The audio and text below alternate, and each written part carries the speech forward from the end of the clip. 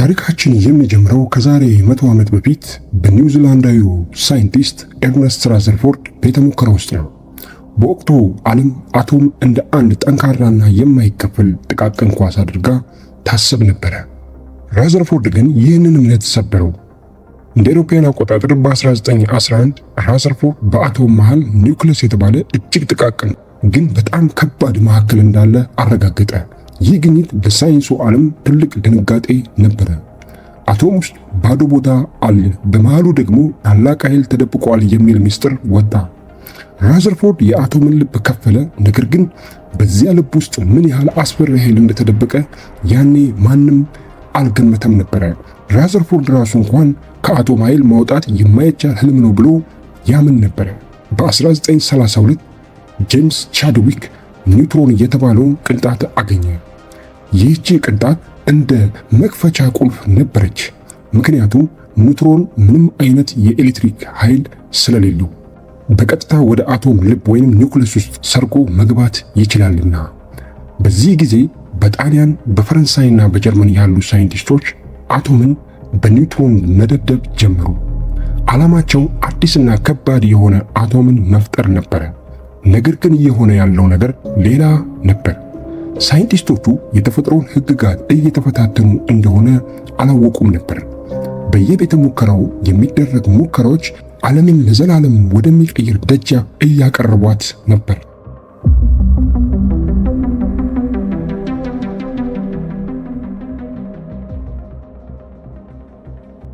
እንደ አውሮፓውያን አቆጣጠር በ1938 መጨረሻ ላይ በበርሊን ከተማ ኦቶ ሃንና ፍሪትስ ስትራስማን አንድ አስገራሚ ሙከራ አደረጉ።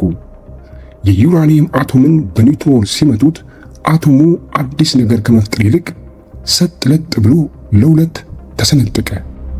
ይህ ኒውክለር ፊሽን ተባለ። ሊዝ ሜይትነር የተባለች ሊቅ ይህ መሰንጠቅ ተራ ክስተት እንዳልሆነ አረጋገጠች። አቶሙ ሲሰነጠቅ የሚወጣው ኃይል በሂሳብ ስሌት ሲሰላ በአይን ከማይታይ ጥቃቅን ቅንጣት ውስጥ ከተማን አመድ የማድረግ አቅም ያለው ጉልበት እንደሚወጣ ተገለጠ። ዓለም አሁን ከአቶም ውስጥ የሚወጣው እሳት አግኝታለች። ነገር ግን ይህ እሳት የወጣው በተሳሳተ ዘመን ነበር።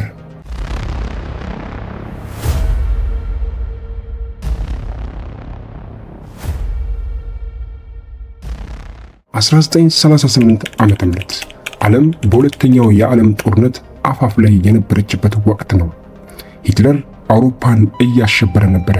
ይህ የአቶም መሰንጠቅ ግኝት ናዚዎች እጅ ከገባ ዓለም ዳግም ነፃነት እንደማታገኝ የታወቀ ሆነ። ሳይንቲስቶቹ ደነገጡ። ትናንት ላቦራቶሪ ውስጥ የጀመሩት የማወቅ ጉጉት አሁን ወደ የመኖርና የመሞት ሽቅድም ተቀየረ። ከራዘርፎርድ ኒውክለስ እስከ 1938 ያለው ጉዞ የሰው ልጅ ተፈጥሮን ለመረዳት ያደረገው ታላቅ ድል ነበረ። ነገር ግን ያ ድል አሁን ወደ አስፈሪ መሳሪያነት ለመቀየር ሰዓታት ብቻ ቀርተውታል። ታሪካችን የሚቀጥለው በበረሃ ውስጥ በሚሰራ ሚስጥራዊ ከተማና በሰው ልጅ ታሪክ የመጀመሪያ ታላቅ ፍንዳታ ይሆናል።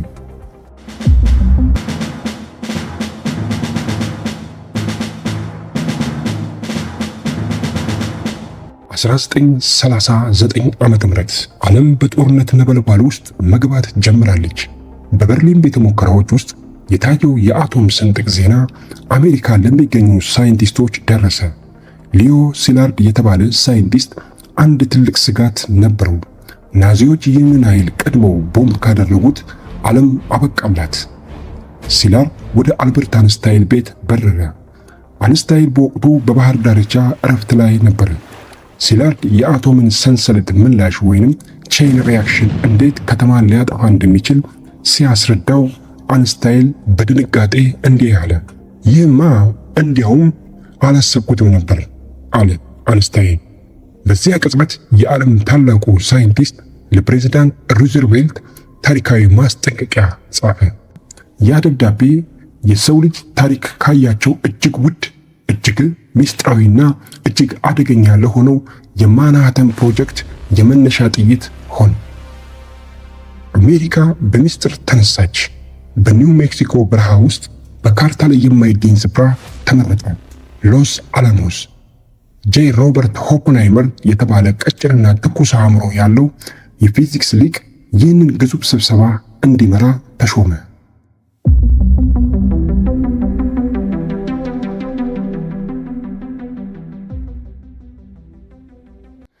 በሺዎች የሚቆጠሩ ሳይንቲስቶችና መሐንዲሶች ከየቤተሰቦቻቸው ተነጥለው እዚያ በረሃ ውስጥ ታጎሩ። ስልካቸው ይጠለፋል፣ ስማቸው በቁጥር ይተካል፣ ደብዳቤዎቻቸው በመቀስ ይቆረጣሉ።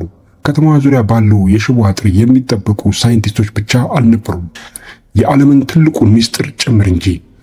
ኦፕንሃይመር በየቀኑ በላቦራቶሪዎቹ መካከል ሲመላለስ በሳይንቲስቶቹ ፊት ላይ የሚታየው የማወቅ ጉጉት ሳይሆን ምን እየተፈጠረ ይሆን የሚል ድንጋጤ ነበር።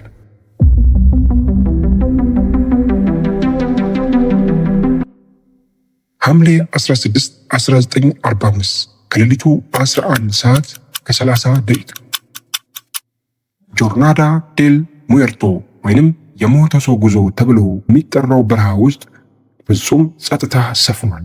ጋጀት የተባለው የመጀመሪያው ቦምብ በብረት ማማ ላይ ተሰቅሏል። በዙሪያው ያሉ ሳይንቲስቶች መሬት ላይ ተደፍተዋል። አንዳንዶቹ ይህ ፍንዳታ መላውን የዓለም ከባቢ አየር አቃጥሎ ሕይወትን ያጠፋ ይሆን ብለው ያስባሉ።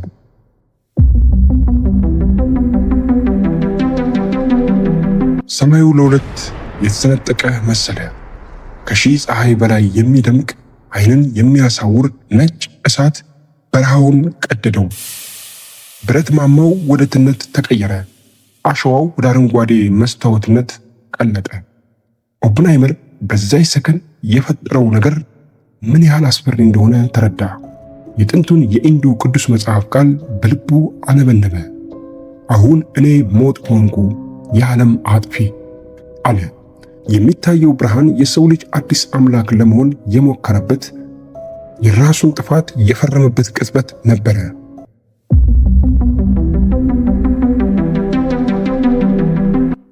ነሐሴ 1945 ሊትል ቦይና ፋትማን የተባሉ ቦምቦች በጃፓን ከተሞች ላይ ወረዱ። በሰከንዶች ውስጥ ከተሞቹ ወደ አመድ ክምር ተቀየሩ። ጥላዎች ብቻ በግድግዳ ላይ ቀሩ። ሰዎች ነበሩ፣ አሁን ግን የሉም። ጦርነቱ አበቃ። ነገር ግን ዓለም ወደ ቀድሞ ሰላሟ አልተመለሰችም። ሳይንቲስቶቹ ወደ ቤታቸው ሲመለሱ ጀግኖች ተባሉ።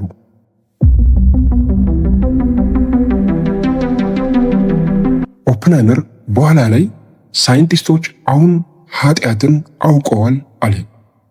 ዛሬ ያ ከአቶም ልብ የወጣው እስትንፋስ አሁንም አለ። በኃይል ማመንጫዎቻችን ውስጥ ብርሃን ሆኖ ይፈሳል። በጦር መሳሪያዎቻችን ውስጥ ደግሞ እንደ አውሬ ተኝቶ ዓለምን ይመለከታል።